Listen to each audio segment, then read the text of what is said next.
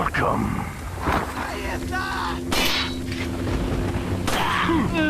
Like you, I'm sure, I was worried. Very worried, in fact. Fans are rightfully protective over Resident Evil 4 and its pristine plotting and pacing. It was difficult to imagine a VR port that didn't muddy the game's immaculately precise brand of action, which for many would have been nothing short of heresy. And Resident Evil 4 VR is muddy. It can be messy and archaic, never more than a few steps away from an awkward screen transition or useless QuickTime event.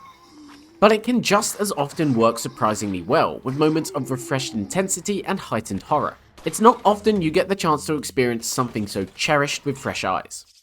Resident Evil 4 doesn't squander that opportunity. Developer Armature has paid meticulous attention to almost every angle of the original game, bringing the entire campaign over to Quest 2.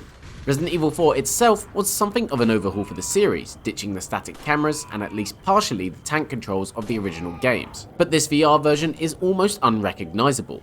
Gone is the defining over-the-shoulder camera replaced with a first-person view. No longer does Leon sluggishly drag the aim cursor around the screen with all the urgency of a tortoise, but enemies are instead at the mercy of your own marksmanship. No more canned reload animations and no long ladder climbing, but in trade you can walk and aim, there's dual-wielding weapons, full freedom of movement, and much more. The content of the game might be the same, but actually playing it is a fundamentally different experience. This, as you can imagine, causes some friction in some areas, and opportunities in others. But the game gives and takes in pretty much equal measure. The original Resident Evil 4 was a game of astonishingly deliberate flow. Leon couldn't sidestep, making it incredibly difficult to get out of harm's way. Switching out guns meant diving back into the inventory every few seconds, and scoring vital headshots to save unlimited ammo was a really tricky affair. Anytime you raised the weapon up to fight, Leon would stop dead in his tracks and you could no longer walk. It sounds a little rusty, and in truth it is, but it's also impeccably calculated, with no single combat encounter in the game's 10 to 15 hour campaign, depending on familiarity, feeling phoned in. Now, for what it's worth, you can play Resident Evil 4 with these classic controls replicated as best as possible in the settings menu, and I'm sure the purists will get a kick out of revisiting the game this way. But as strange as it is to return to the game with this newfound mobility, it's stranger still to play a VR experience in which you can't walk directly left or right, and the full freedom mode very much feels like the right way to play the game. So yes, Resident Evil 4 feels fundamentally easier than it ever has. Sidestepping a Ganados zombie as they lurch towards you becomes second nature, as does sprinting up to an enemy, pointing a rifle right in their face, and then pulling the trigger before backpedaling to safety. This can be a problem. Having beaten the original game more times than I care to count, I passed the first iconic El Gigante encounter in record time, and practically none of the game's bosses can keep up with your increased speed. As with other versions, the hardest difficulty mode is locked when you first boot up the game, and hardcore fans would probably have a better time playing on this mode first, so it's a shame it's not available right away. It's easier still if you stick to the classic laser sight that lets you pull off headshots from the hip. That said, if you're like me, you'll get much more satisfaction out of turning that feature off and aiming down the sights. It does a much better job of helping you step into the role, and ultimately, that's kind of the point. Resident Evil 4 might be more forgiving, but that's mainly because it does such a fantastic job of putting your whole body into the experience. In the original game, you'd need to step away from a hatch to find an angle to throw a grenade down the hole from afar. Here, you can simply pull the pin, drop the grenade, and delight in the fiery inferno you've caused below. The same goes for quickly switching between two weapons fitted to your holster to provide last minute relief when your back's against the wall, or using one arm to aim while another turns a handle. There are plenty of new twists that give the game's tightly designed sequences some fresh perspective.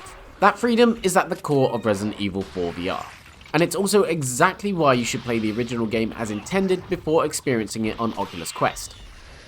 There is at least some of what made the original game tick in here, but when all's said and done, it's a fundamentally different beast. Not better, not necessarily worse, just different. And I think you need to understand what the game was at first to really appreciate how it holds up in VR. But whether you take that advice or not, there's still plenty to enjoy here. To this day, there's nothing quite like throwing yourself into a crowd of shuffling zombies, frantically firing off shots left and right, tossing out a flash grenade to get yourself just a few seconds to sprint across the room, hunkering down in another corner, fumbling a reload, and preparing for round 2. There's an unmatched flow that proves exhilarating time and again, and even with the VR version's faster pacing, it rarely buckles under the weight of these changes. And some moments are tougher too.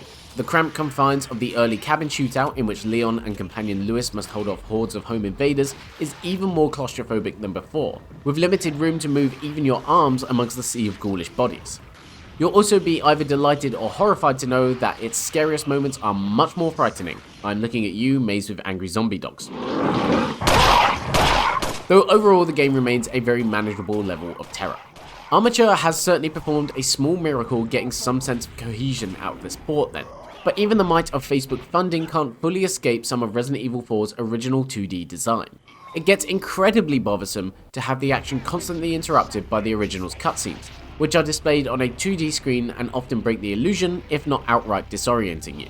There's nothing more confusing than running to the top of a ladder, watching Leon push it over in a virtual screen, and then finding yourself staring in a completely different direction to where you were before.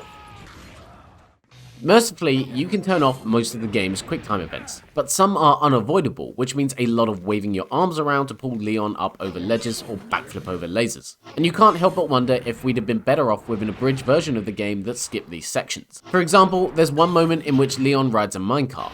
It's a thrilling set piece with a visceral sense of speed even in VR, but towards the end, the cart goes on a rapid downhill spiral before vaulting over a gap and making you swing your arms to clear the chasm. You watch all of this final section on the screen. It's a huge anticlimax that stings all the more when you see the lengths Armature's gone to redesign some of the game's puzzles to fit the platform too.